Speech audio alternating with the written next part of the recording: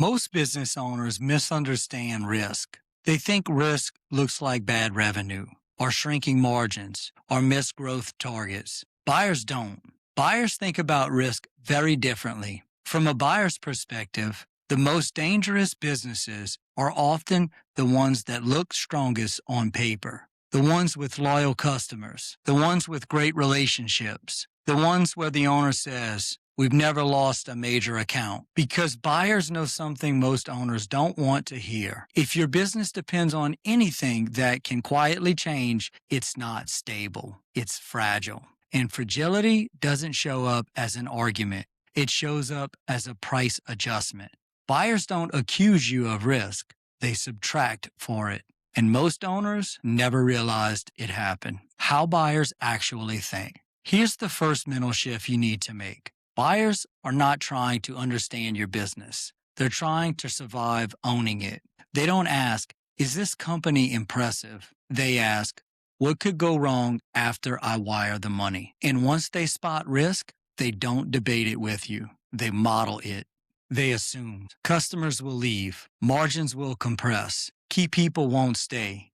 Then they price that future in today. This is why so many owners walk away from deals confused. They'll say, "Nothing changed. Our numbers are still strong. The buyer never raised an issue." Exactly. Buyers don't negotiate risk verbally. They negotiate it silently inside their spreadsheets, their credit committees, and their investment memos. By the time you hear the new number, the decision is already made. Risk number one, customer concentration. Let's talk about the first and fastest way owners lose leverage. Customer concentration. Most owners frame this as a strength. They'll say, "We've got a great relationship. They've been with us for years. They wouldn't leave." But buyers hear something else. They hear, "If this customer changes priorities, the business changes overnight." Here's the line that most buyers won't cross. If one customer represents more than 15 to 20% of revenue, banks get uncomfortable. And if banks get uncomfortable,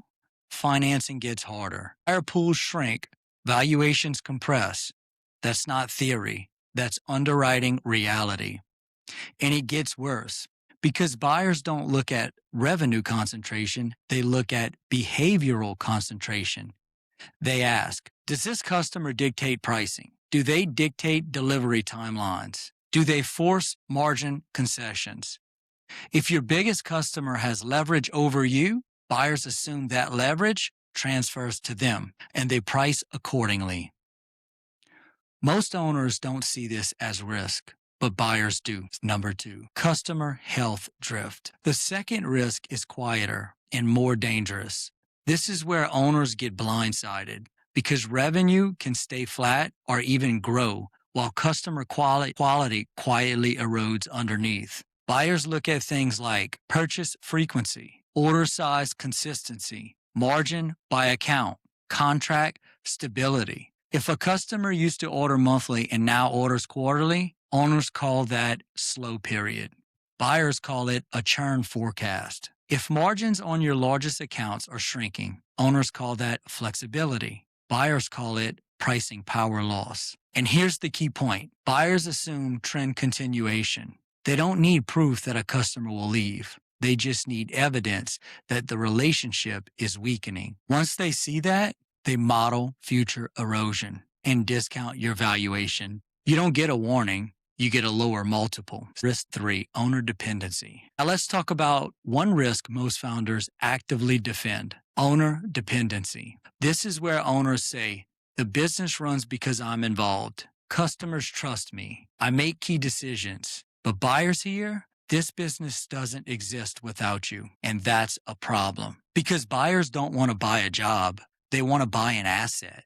If revenue flows through your relationships, if decisions flow through your judgment, if customers stay because of you, then buyers assume performance leaves when you do. They don't debate this. They discount it every time. Businesses that run on people are risky. Businesses that run on systems are valuable. And the difference between the two often shows up as millions of dollars at exit. Here's the part owners haven't fully absorbed yet. These risks matter more than they did 5 years ago. Because the market is changing. More businesses are coming up for sale. Capital is more selective. Buyers have options. When supply increases and demand stays disciplined, buyers get picky. That means strong businesses still sell. Weak businesses don't. And average businesses get repriced quietly. This is why owners who wait to see how the market looks often lose leverage they can't get back. Buyers don't need to rush. Owners eventually do. So let me ask you a few uncomfortable questions. If your largest customer disappeared tomorrow, would the business survive? If you stepped away for 6 months, would performance hold? If a buyer audited your customer list, would they see leverage or exposure? If your answer to any of those questions feels uncertain, that uncertainty already exists in a buyer's model. You just haven't seen it yet. And by the time you do, it's usually expensive. This channel exists for one reason: to help business owners understand how buyers actually think before they're sitting across the table. Most owners don't lose value because their business is bad. They lose value because risk shows up late. And late risk is always expensive. If this way of thinking is new to you, subscribe.